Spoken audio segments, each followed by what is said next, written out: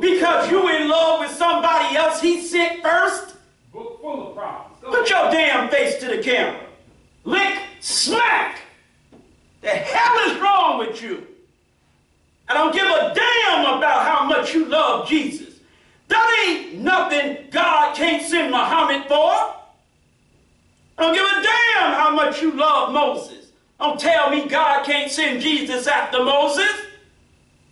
You don't tell God what to do. Talk black to me. Come on. Be strong. I mean, the world is full of idiots. And you damn Muslims ain't no better. You gonna tell me God can't send Elijah Muhammad because he sent Prophet Muhammad 1400 years ago. You better take your pillowcase and your damn bed sheet and get your nasty germ-catching, bearded, camel breath behind out of my face. God had a right to send Jesus after Moses. Shut the hell up, Jew. God had a right to send Muhammad after Jesus. Shut the hell up, Christian. And God had a right to send Elijah after Muhammad. Shut the hell up, Orthodox Muslim. Go ahead.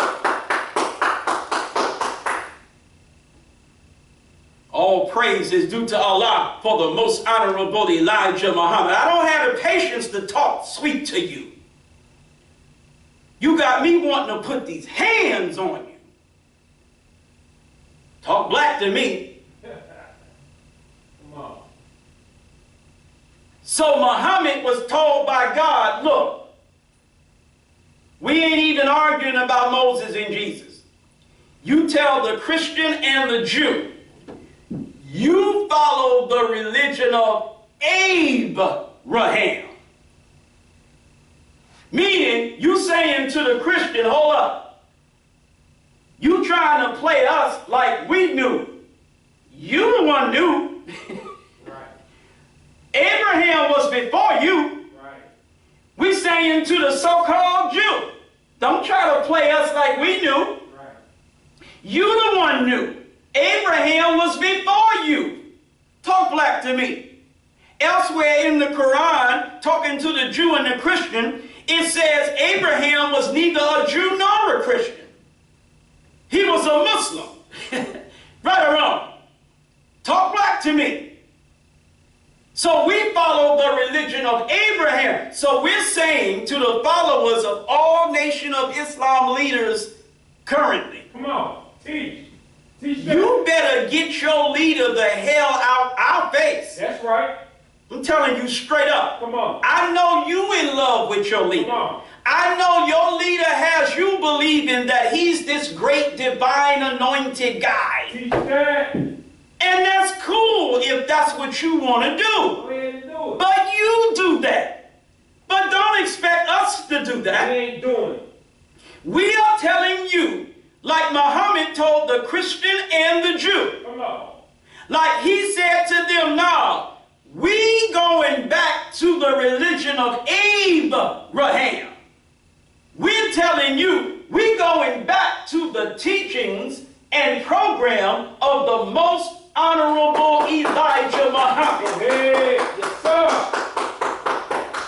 The Christian said to Muhammad, you can't go to God unless you come through Jesus. The Jew said to Muhammad, you can't go to God unless you come through Moses. So Muhammad had to check both of them. Hell no. We follow the religion of Abraham. Talk black to me. Come on.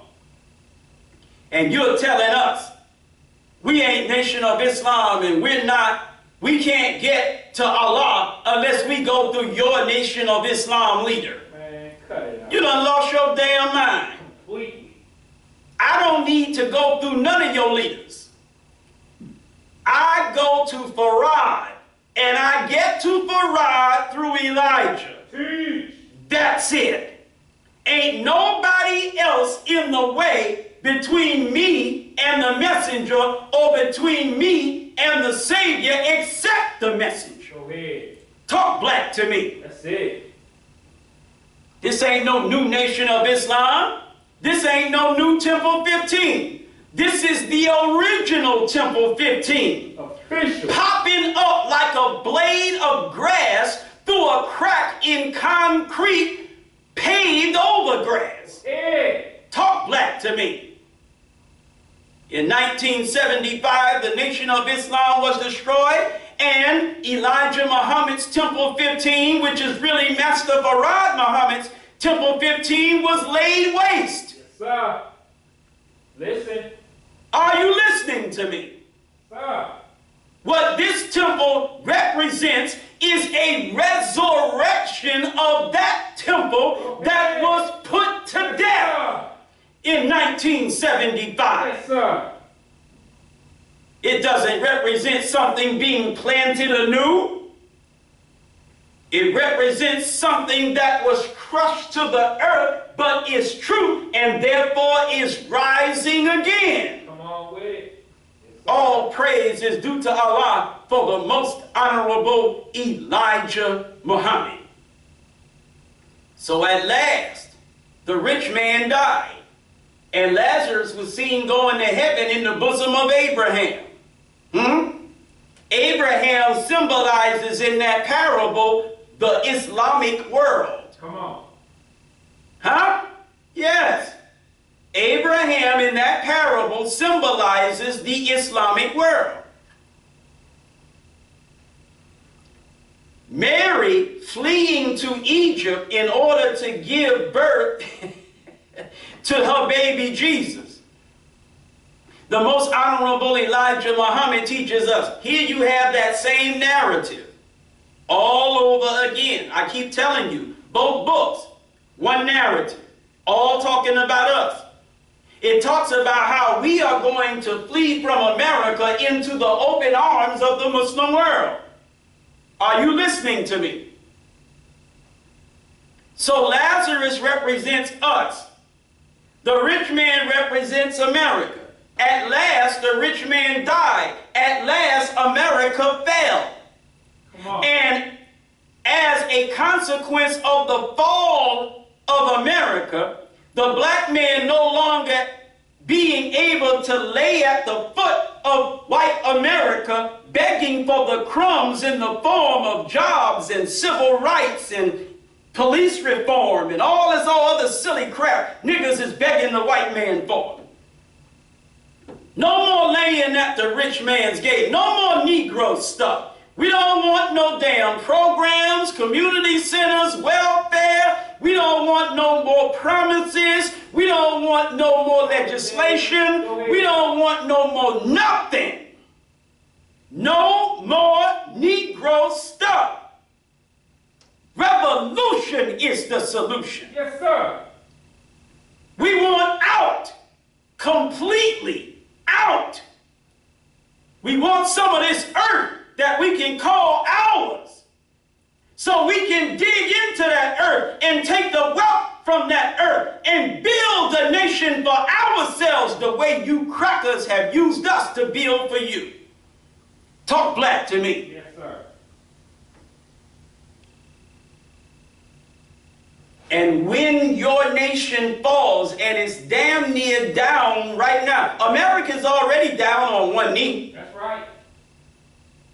And it's teetering on the verge of total collapse as we speak. Come on. Because at last the rich man died. At last America fell. And the black man returned to his own kind. That's right. On some of this earth that he's the true owner of anyway. Anyway. Talk black to me. Yes, sir. And what is his own kind? That's the same thing that you were asked in English lesson C1. That's right. What is his own self? You can't know what his kind is unless you know what he is. Come on. Well, if his own self is a righteous Muslim, what is his own kind? Peace. The Islamic world. Peace.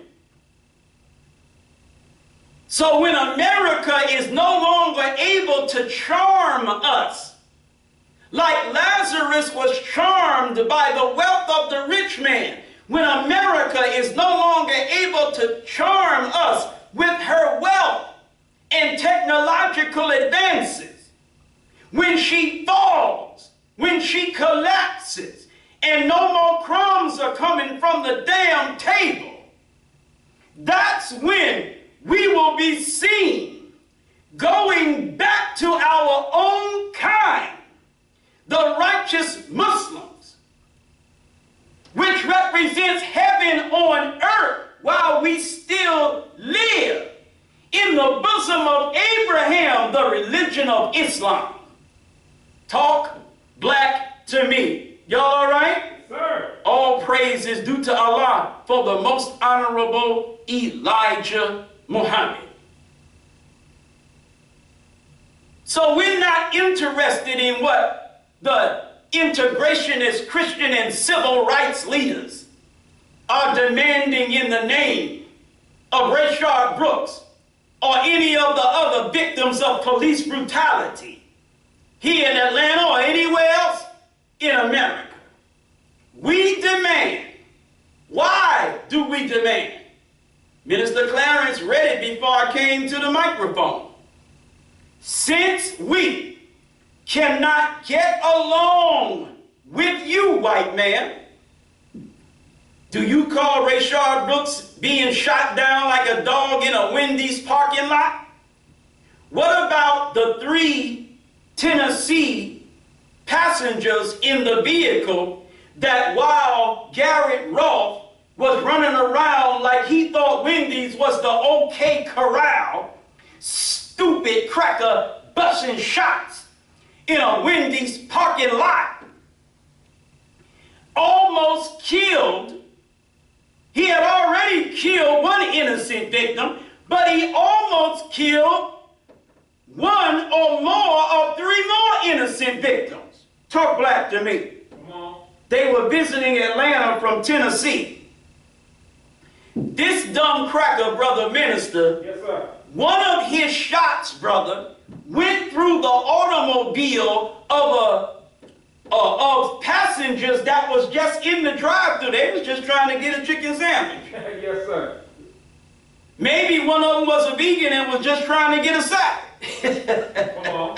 Talk black to me. They on their way to the drive-thru window to get whatever the hell they may have already or not already ordered. And damn Cowboy Rolfe is running around, pop, pop, pop. And one of the damn shots went in their vehicle, brother. Listen. It is only by the grace of God that one of those passengers in that vehicle is not dead to this day. Right. Yes, sir. Yes, sir. Y'all all right? Yes, sir. All praise is due to Allah for the most honorable Elijah Muhammad. I want to hear that garbage.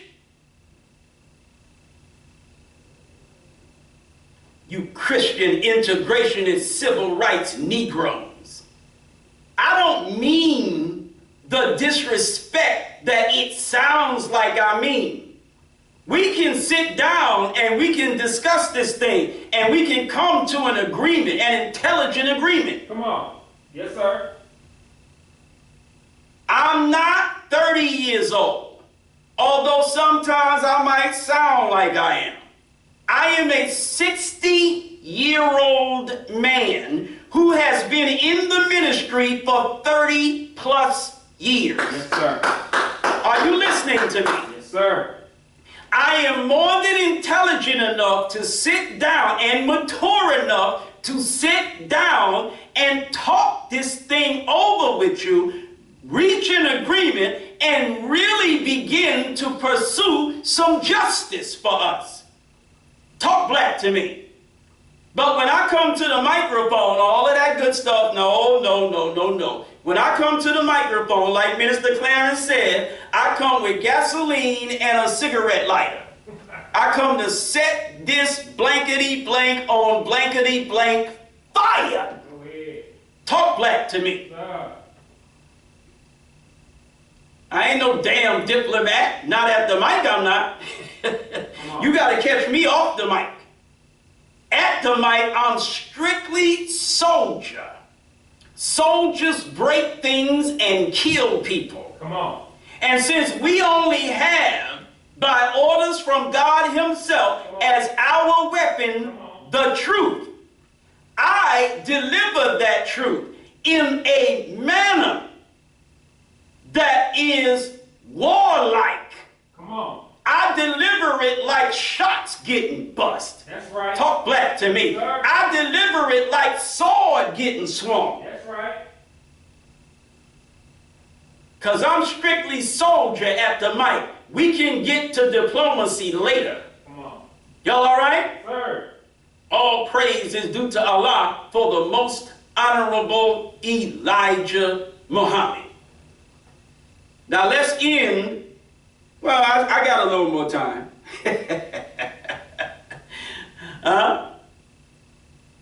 Now, let's deal with some of the facts that have not already been dealt with in this case. Come on.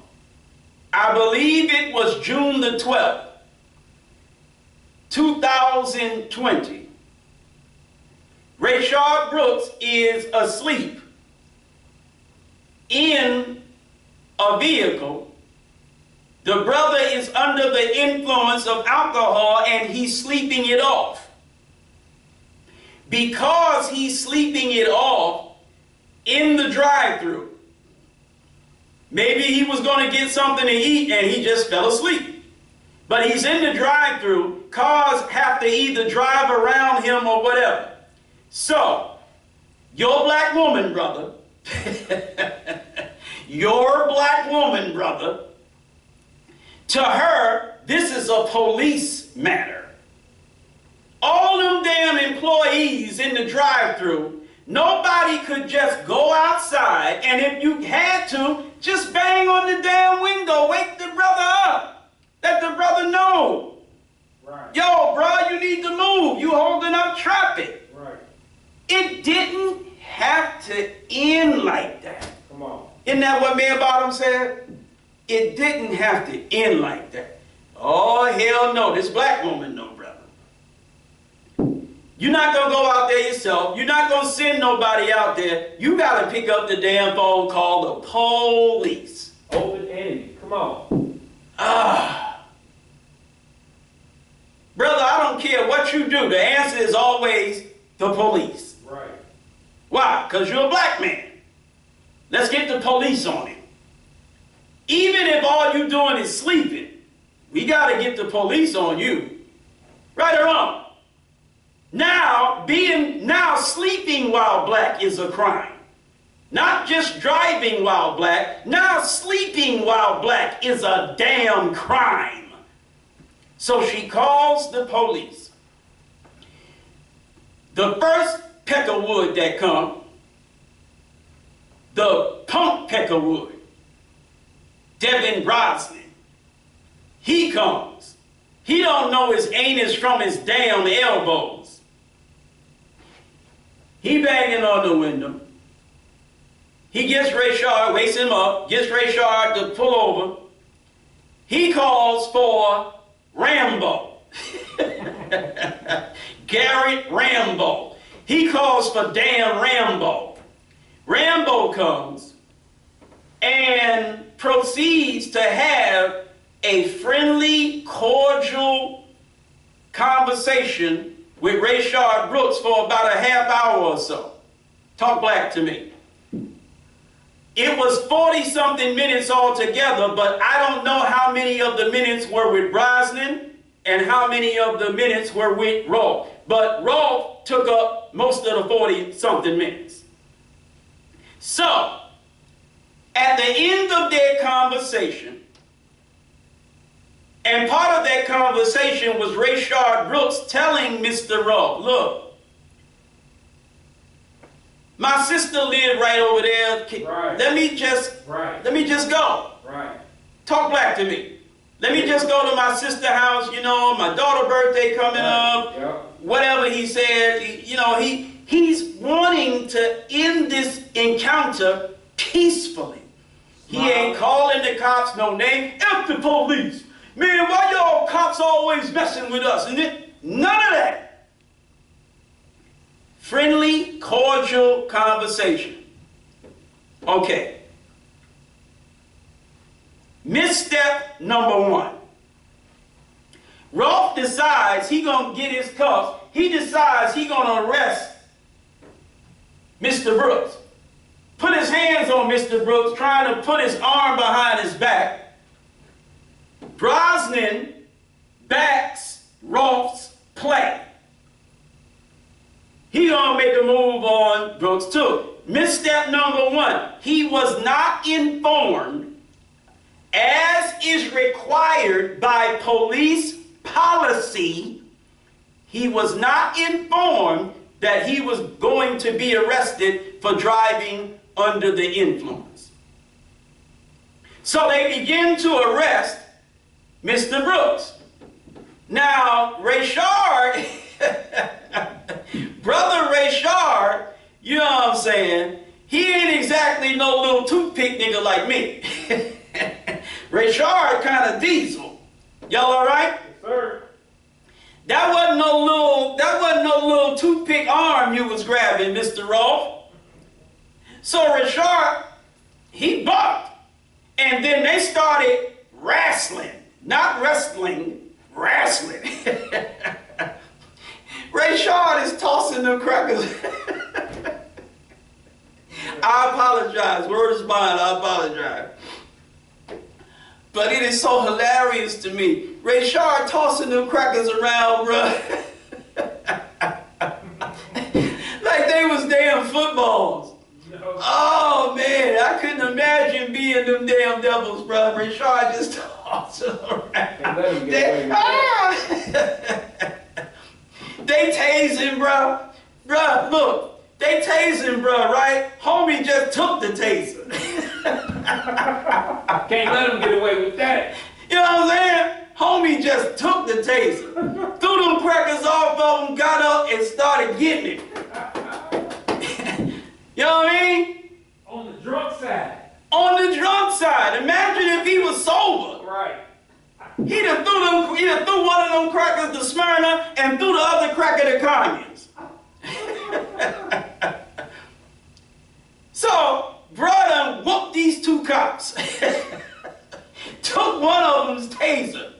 Now, I apologize for being silly, but it is hilarious. He done whooped the 2 cops, took the taser, and got the hell on. Now, the thing about this is you are some white cops that just got beat up by who in your mind is a black nigga. Come on. Your white pride is just all hurt and busted up. That's right.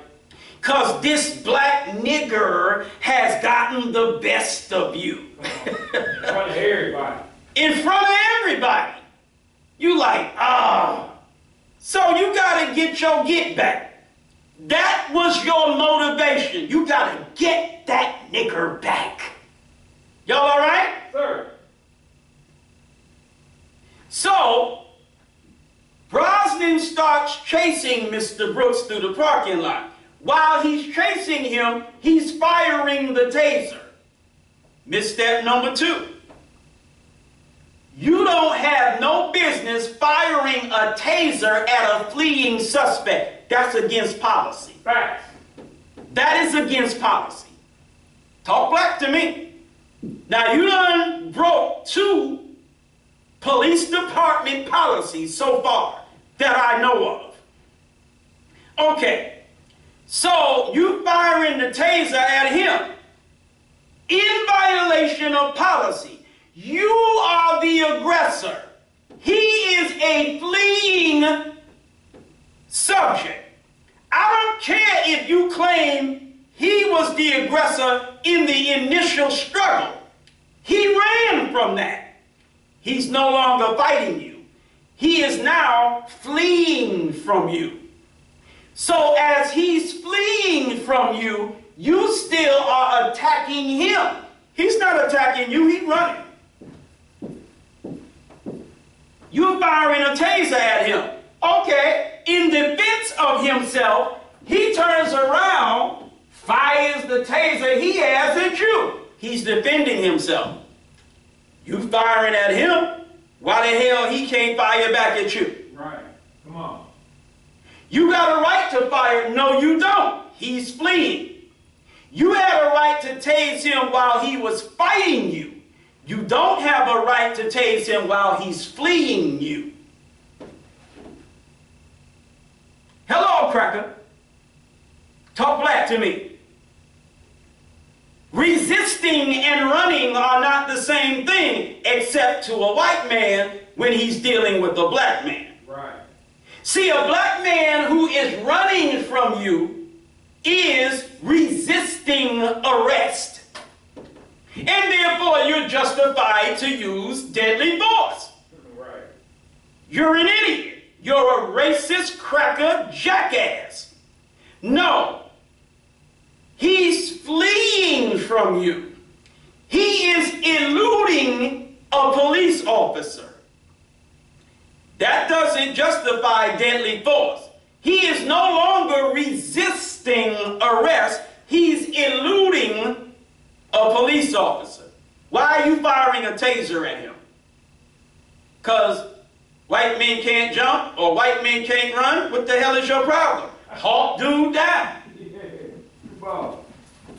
Get it in, white boy. Come on. Catch him. But your punk peckerwood behind knew you wasn't about to get him like this, so you trying to get him like this. Right. Talk black to me. Right. Them big old thighs Rayshard had. Rayshard was getting it. You ain't catching, bruh. So he turns around, fires the taser at you. Now you done fired all you got from your taser, and he's outrunning you to the point that at first there was maybe 10 feet between the two of you. Now that 10 feet done became 18 feet 3 inches. He putting more space between you and him.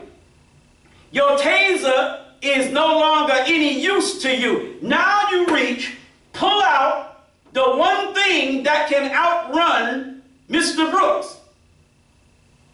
Bullets. You pull out your gun and fire. Pop, pop, pop. Talk black to me.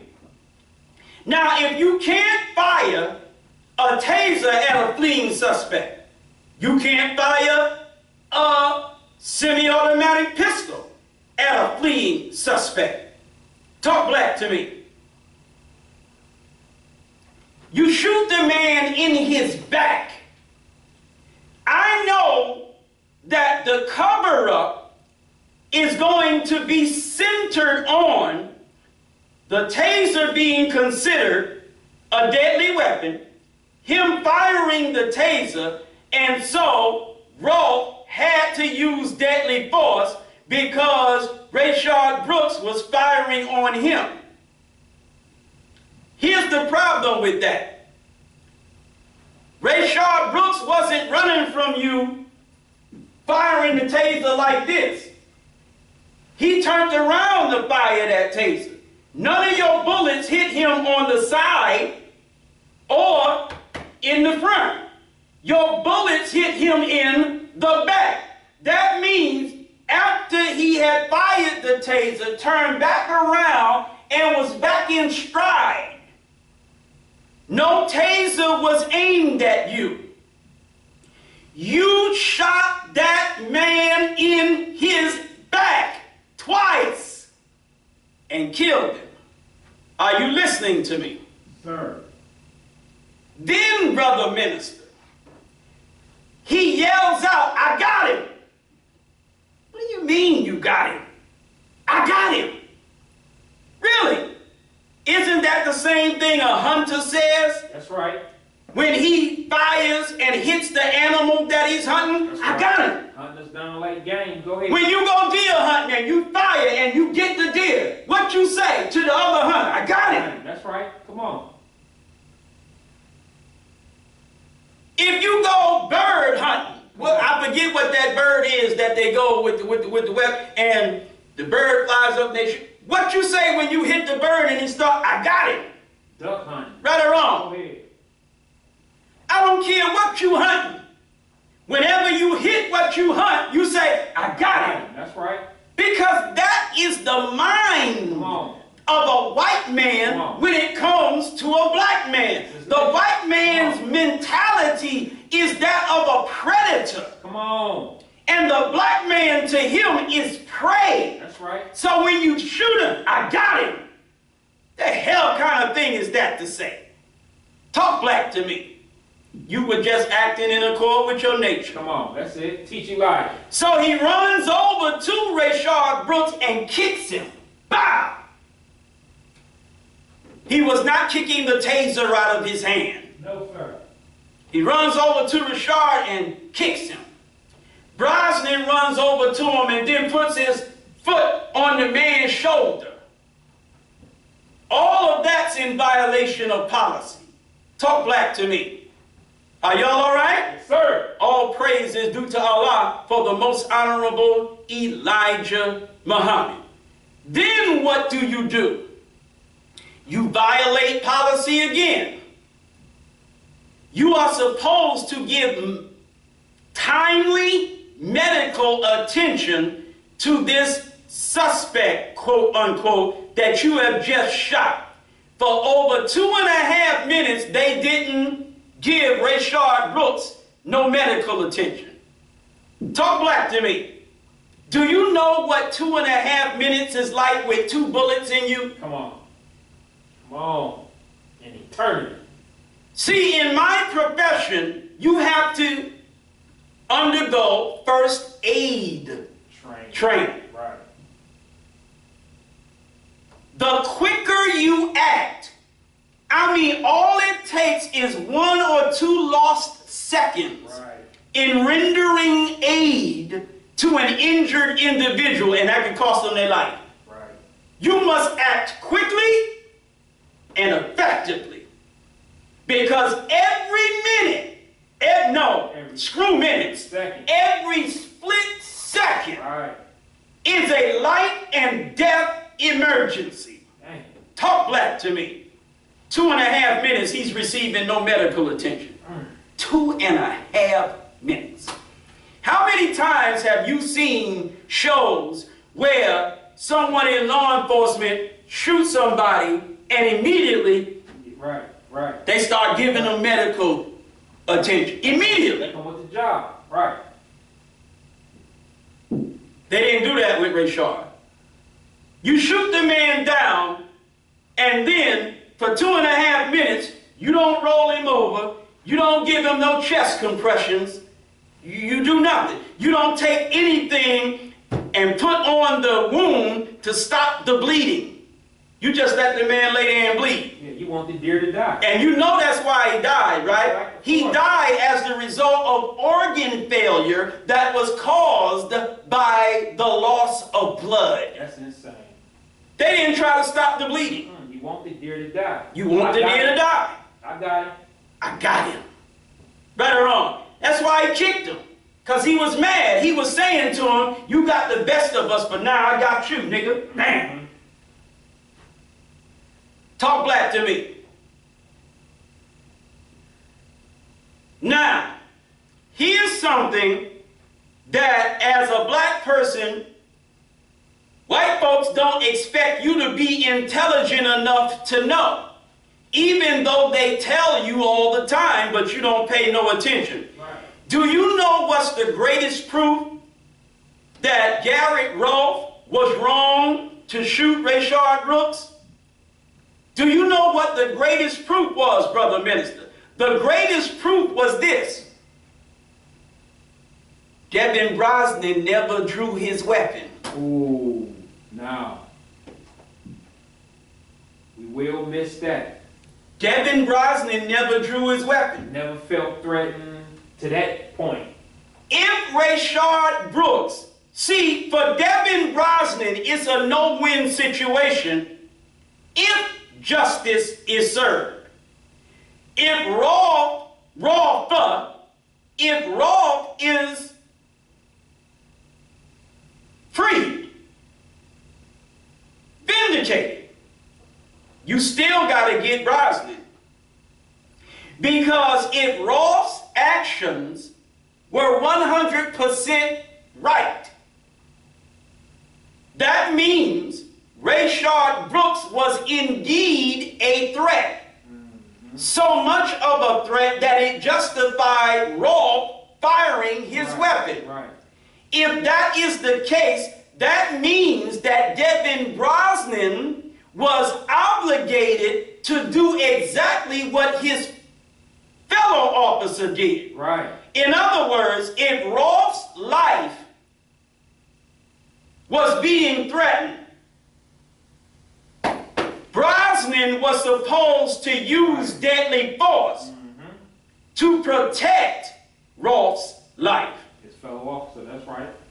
And if Brooks was a threat to Rolf, he was also a threat to Brosnan. That's right. Whatever Rolf shot Brooks for, brother, word is bond to Master Farad Muhammad, that obligated Brosnan to shoot him as well. Right, right. Yes, sir. But the proof that it was not a good shoot is that Brosnan never felt necessary to shoot, or never felt it was necessary to shoot. Right. But see, when you are, coming from the white man's perspective now, when you's a nigger, you ain't supposed to be smart enough to know that. That's right.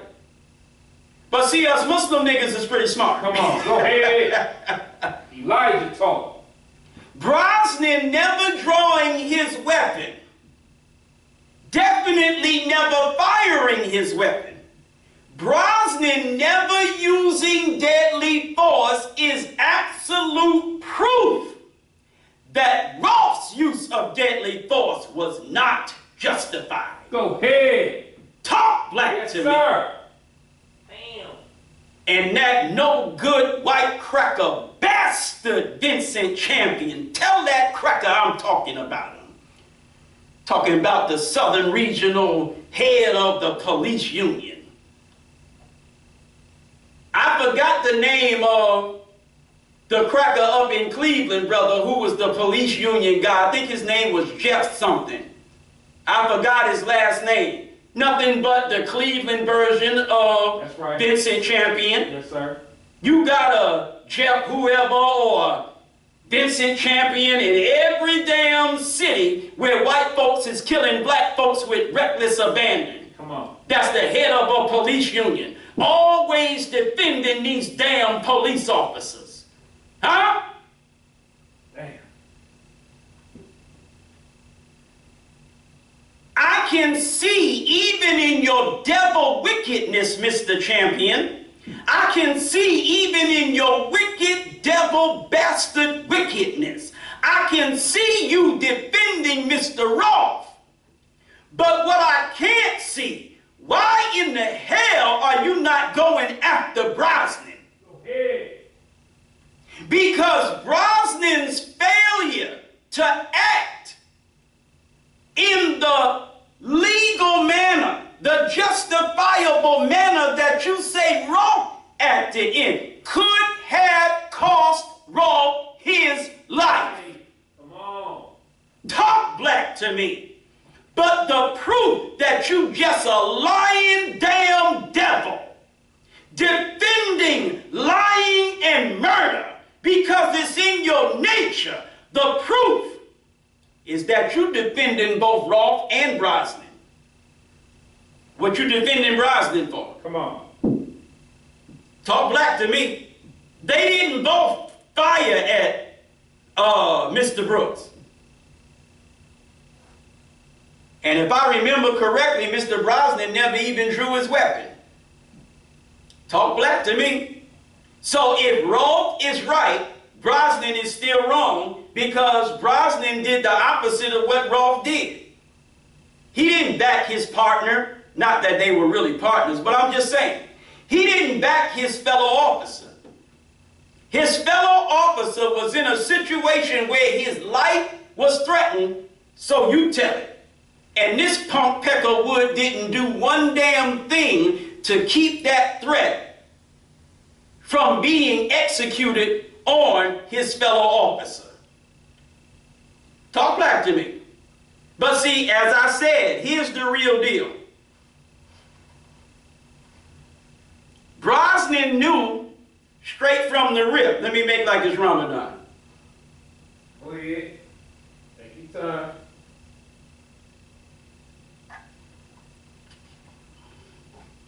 We're not the Muslims who fast during Ramadan. No, sir. We're the Muslims who drink and feast during Ramadan. That's right. Because we're the sign, we are the sign that we are now at the end of the sign that Ramadan represents. Y'all all right? Yes, sir. All praise is due to Allah for the most honorable Elijah Muhammad.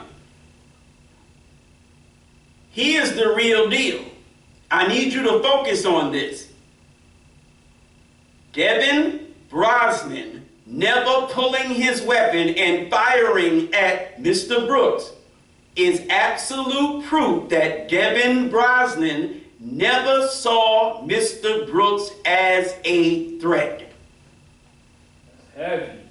That's why he never acted in the manner of Mr. Brooks being a threat. The only one who acted like Mr. Brooks was a threat was Mr. Rolfe. Talk black to me. And I want you to keep something in mind. Even while Rayshard Brooks was fighting and wrestling with them crackers, he still referred to Garrett Rolfe as Mr. Rolfe. Did you hear what I said, brother? Yes, sir. He literally, while he was tossing them crackers around, he was like, Mr. Rolfe, Mr. Rolfe, as if to say, come on now, let's not do this. Right. Word is bond, that's what he was saying. He referred to the damn murdering cracker as Mr. Rolfe. That's how much respect this man. Come on. You say, well, fighting the police is not... Well, if you so disrespectful of the police officer that you fighting him, why in the middle of fighting him are you calling him Mr. Rolfe? Come on. Because you are a respectful young man, that's why. Come on. You don't really want to be doing what you're doing. Talk black to me. It's just one of them tragic, unfortunate circumstances. You ain't no bad man. Smiling the whole time. You smiling, you're referring to him in the most respectful way that you can refer to him. You called him the same thing while you was fighting him that you called him before y'all started fighting. Come on. Mr. Rolfe. Yes, sir. Then you got up and ran. All you was trying to do was escape. That's all you was trying to do. You weren't trying to hurt nobody. You were just trying to not go to jail for the weekend and miss your daughter's birthday. Go ahead. Talk black to me. Dang. So Mr. Brosnan never fired his weapon. So Mr. Brosnan never perceived a threat that would justify firing a weapon. The white man in his lying cover-up is going to want to focus on the actions of Mr. Rolfe. Nah, cracker. Some of us are smart enough to focus on the actions of Mr. Brosnan. Right. See, if we keep it 100% Devin, not Garrett, keep it 100% Devin, we got you. Devin didn't see no threat. Right. Come on. Devin got the same blue eyes Garrett got. Come on. Why didn't he perceive a threat? Come on. Talk black to me. Uh-huh. Now, Devin, some of you niggas is named Devin. That's right. That's why I got to talk about Islam. Come on. Your name supposed to be Dawood, nigga. You calling yourself Devin. Nah, nigga, Dawood. Come on. Devin, when interviewed by the district attorney or a member of his team, admits that it was an effort, and agrees to be a witness for the state against Mr. Ruff. Right. Talk black to me. Right. Then the cracker flips. Oh, I never said that. I never said that. Liar from the beginning. Go ahead. So one of the big missteps that former DA Paul Howard made was to trust that this damn cracker was actually going to fulfill his promise to be a state witness in the case against Mr. Ruff. Y'all all right? Yes, sir. See that thin blue line in the flyer, brother minister? Yes, sir. That blue line of silence. That one they missed. Go ahead. That they missed, but it's in the flyer for a reason. Come on. That blue line of silence caught up to Mr. Brosnan. Yes. He changed his damn mind. Yes. Huh? Yes. Somebody got to him and said, yo, is you stupid? Right.